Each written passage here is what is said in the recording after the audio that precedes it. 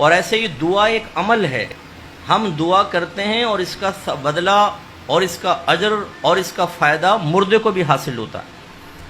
رحمت کونین صلی اللہ علیہ وسلم فرماتے ہیں کہ ایک شخص کا مرنے کے بعد درجہ بلند ہوا تو اس نے اللہ تعالیٰ کی بارگاہ میں عرض کی، یا رب کریم، میرا تو عمل منقطع ہو گیا، یہ اب میرا درجہ کیسے بلند ہوا؟ تو اللہ تعالیٰ نے ارشاد فرمایا کہ یہ تیری نیک اولاد نے ابھی تیرے لیے دعائے بخشش و مغفرت کی ہے، اس کا نتیجہ۔ اس لیے ہم اہل سنت کا یہ عقیدہ ہے کہ اگر ہم کوئی عمل کرتے ہیں اور یہ ذہن میں رکھیں، چاہے وہ فرض ہو، واجب ہو، سنت ہو، نفل ہو، مستحب ہو، اس سب کا ثواب ایصال کیا جا سکتا ہے۔ فتاوی عالمگیری میں علامہ ابن عابدین شامی صاحب رحمۃ اللہ علیہ اس فتاوی شامی کو رد المحتار بھی کہتے ہیں۔ یہ فقہ حنفی کی ایک مشہور کتاب در مختار کی شرح ہے۔ اس میں آپ نے خود یہ لکھا مسئلہ کہ فرض ہو، واجب ہو، سنت و نفل ہو، سب کا ثواب آپ بخش سکتے ہیں۔ اس کا مطلب ہے کہ یہ جو ہم بعض لوگوں میں غلط فہمی ہوتی ہے کہ قرآن خوانی کراؤ اس کا ثواب بخشو، یا آیت کریمہ کرواؤ پھر کرو، تو اس کا بھی پہنچے گا اور آپ اہتمام کرنا چاہیں تو حرج نہیں۔ لیکن اگر آپ فرض نماز پڑھ رہے ہیں، پڑھنے کے بعد اس کا ثواب ایصال کر دیں۔ آپ کوئی نفلی کام کرتے ہیں، آپ کو صدقہ کرتے ہیں، سب کا ثواب۔ اچھا، یہ بھی میں نے دیکھا ہے، اگر میری بہنیں بھی سن رہی ہیں یا بعد میں سنیں گی، بہنوں میں خاص طور پہ میں نے ایک بخل کی سی کیفیت دیکھی ہے۔ ایک قرآن ختم کیا، بھائی کس کے لیے؟ نانی کے لیے، یہ صرف میری نانی کے لیے۔ دوسرا قرآن پڑھیں گی یہ امی کے لیے۔ ارے بھائی آپ کیوں بخل کر رہے ہیں؟ جب اللہ کی رحمت بڑی ہے، وہ اجر دینے کے لیے تیار ہے، اور آپ اگر ایک کاروبار سے انویسٹمنٹ کر کے 1,00,000 روپے کما سکیں، اور دوسرا کہے کہ اگر میں تھوڑی سی ٹیکنیک بتاؤں یہی 1,00,000 1 کروڑ میں بدل سکتا ہے، تو پھر ادھر کیوں نہ جائیں کہ بھئی 1 کروڑ کما لیں؟ تو ہم کہتے ہیں اس کے لیے، حالانکہ اعلیٰ حضرت نے ارشاد فرمایا کہ اگر کوئی ایک قرآن پڑھ کر فرض کر لیں 10 مردوں کو بخشے گا تو سب کو پورا قرآن کا ثواب ملے گا۔ ایسا نہیں کہ کچھ سپارے جا رہا ہوں، پورا قرآن کا ثواب ملے گا، اور بخشنے والے کو 10 قرآن کا ثواب ملے گا۔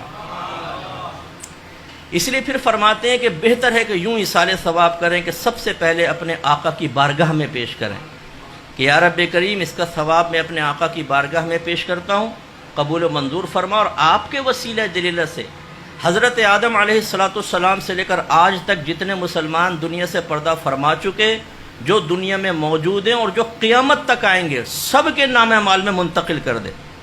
تو اس کا مطلب سب کو پہنچے گا اور آپ کو ان سب کی تعداد کے برابر ملے گا۔ تو بخل کیوں کریں صاحب؟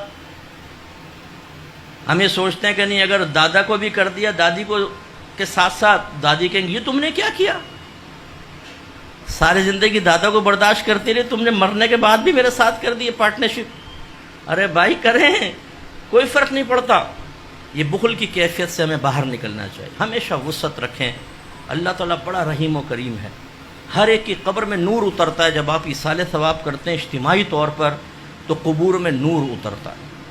حضرت مالک بن دینار رحمۃ اللہ علیہ فرماتے ہیں، میں سفر کر رہا تھا، قبرستان کے پاس سے گزرا تو مجھے ایک نور نظر آیا، تو میں نے کہا لا الہ الا اللہ، ایسا لگتا ہے کہ اللہ نے ان سب کی بخشش کی ہے، کیسا نور نازل ہو رہا ہے۔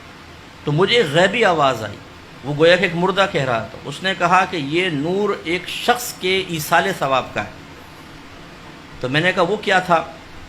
اس نے کہا اس شخص نے ایک دن وہ اپنے حجرے سے باہر آیا اور 2 رکعت نماز اس طرح پڑھی کہ الحمد شریف کے بعد ایک بار قل یا ایھا الکافرون اور ایک مرتبہ سورہ اخلاص، دونوں رکعتوں میں سے پڑھ کے اس کا ثواب ہمیں بخشا، یہ نور تم اس کا دیکھ رہے ہو۔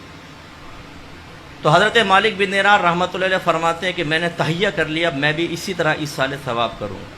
کچھ عرصے بعد کہتے ہیں مجھے خواب میں نبی کریم صلی اللہ علیہ وسلم کی زیارت ہوئی، اور سرکار نے ارشاد فرمایا کہ اے مالک، جتنا تو نے میری امت کو ہدایہ بھیجے اس کے بدلے میں اللہ تبارک و تعالیٰ نے تیری بخشش فرما دی۔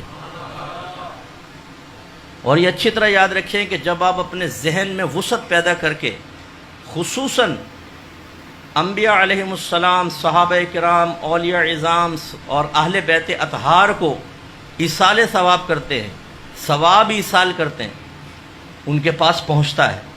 آپ کے نام کے ساتھ آپ کے والد کے نام کے ساتھ تعارف ہوتا ہے، یہ فلاں بن فلاں نے بھیجا ہے، اس سے ان کے درجے بلند ہوتے ہیں، ان کے قبور میں انوار و تجلیات اللہ کی طرف سے نازل ہوتی ہیں، رحمتیں نازل ہوتی ہیں، انہیں روحانی سکون ملتا ہے جب آپ ان کے لیے اس طرح روحانی سکون اور درجات کی بلندی کا سبب بنتے ہیں۔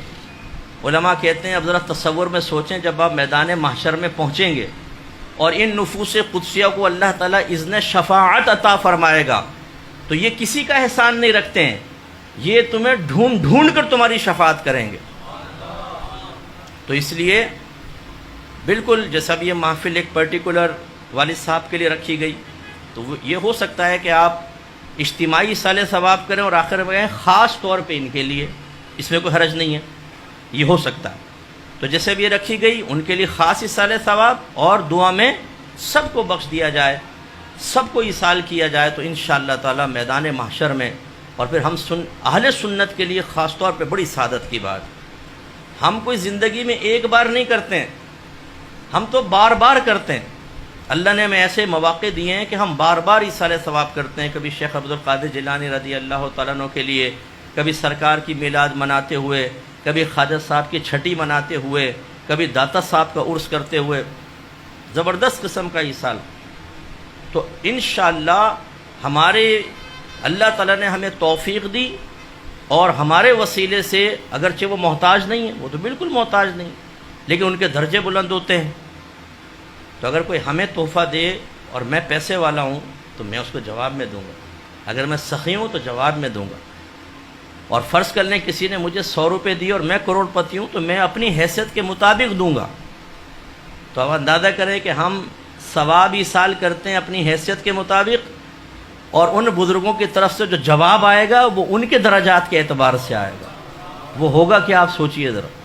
اس لیے یہ بہت اچھی محفل ہے، اس طرح کی محافل بھی سجائیں، اور ویسے بھی آپ ذہن بنائیں کہ جو کچھ آپ نیک عمل کرتے ہیں، رات کو سونے سے پہلے دعا کر لیں، اللہ تعالیٰ جو بھی میں نے نیک عمل کی اس کا ثواب بارگاہ رسالت میں اور آپ کے وسیلہ جلیلہ سے آدم علیہ السلام سے لے کر قیامت تک جتنے گئے، جتنے موجود ہیں، جتنے آئیں گے، سب کو پہنچا دے، سب کو پہنچے گا، اور آپ کے نام اعمال میں سب کی تعداد کے برابر۔